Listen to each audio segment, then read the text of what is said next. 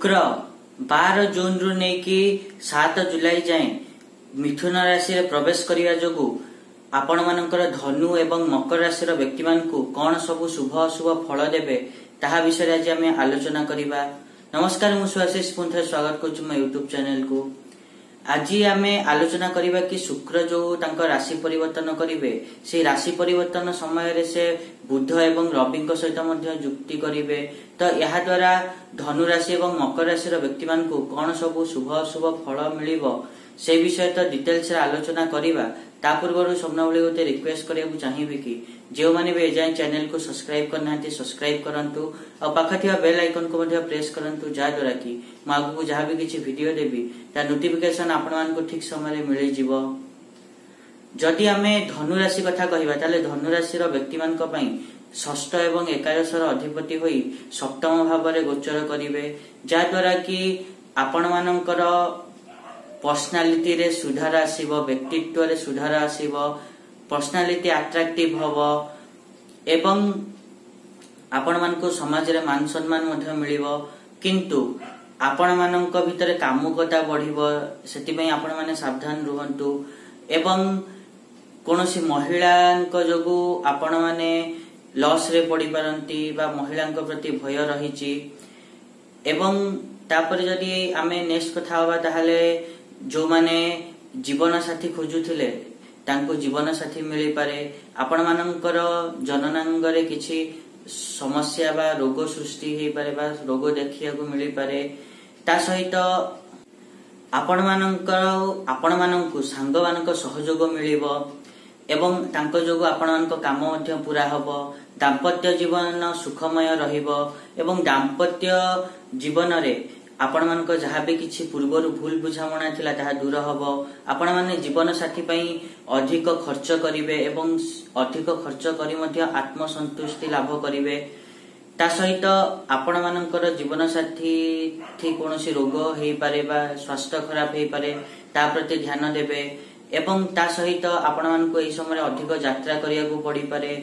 एवं जो माने धनु राशि व्यक्ति अछंती से माने अपोजिट जेंडर प्रति प्रेम करिवारु अपमान मध्य सही पारंती ता प्रति टिके ध्यान रखिबे।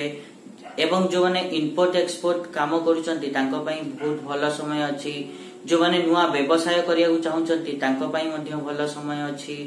तापरे जदी हमें मकर राशि कथा कहिबा ताले मकर राशि व्यक्ति मानको पई शुक्र षष्ठ भाव रे गोचर करिवे तो यहा द्वारा आपण मानकर जो प्रेम संपर्क अछि सेतिरे मधुरता बढ़िबो। आपण मानक कार्यस्थल रे आपण मानकर लोकंक सहित भलो संपर्क रहिबो।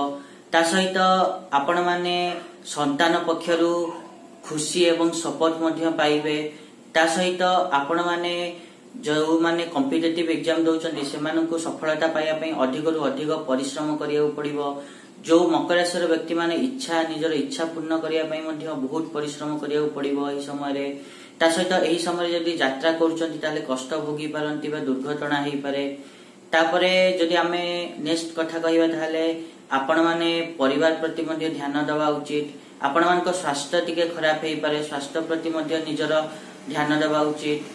तापरे नेक्स्ट जदी आमे कथा होबा ताले एही समय आपण माने महिला मानक सहित झगड़ा करियारु निजको वर्तांतु नहले प्रॉब्लम हेई पारे। तापरे जदी नेक्स्ट कहिबा ताहले आपण मानक एही समय जते आमदानी हबो सेते खर्च मध्य हबो। ता सहित आपण माने जो माने मार्केट शेयर मार्केट रे अछंती से माने टिके देखि चाहि काम करंतु अधिक करज नबारु निजको बंचांतु। तापरे जदी मु कहिबे ताहले आपण मानकर जो माने विरोधी अछंती से माने आपण मानक इमेज को खराब करिया को चेष्टा करि पारंती एवं तांको तरफरु बार बार चैलेंजेस आसी पारे एवं आपण मानकर शत्रु मानकर संख्या मध्य वृद्धि हेई पारे। सेति पई से दिग प्रति आपण माने निहाती ध्यान देवा उचित। तापरे जदी नेक्स्ट कथा कहिबा ताहले आपण माननकु बड़ भाई बा मामू पक्षरु सपोर्ट मिलिबो एही समय रे। एटा थिला धनु राशि एवं मकर राशि व्यक्ति मानक पई एही शुक्रंक गोचर किपरि जीवो तार सविशेष विवरणी आशा करिबे कि मु जा कहिली आपण माने ठीक रे बुझी पाथिबे। आ जदी वीडियो भल लागिछि ताहले निहाती रूपे वीडियो को लाइक करंतु, शेयर करंतु आ चैनल को सब्सक्राइब करिया पई तो जमाई भूलंतुनी। आज एतिकी देखा नेक्स्ट वीडियो रे रहुची नमस्कार।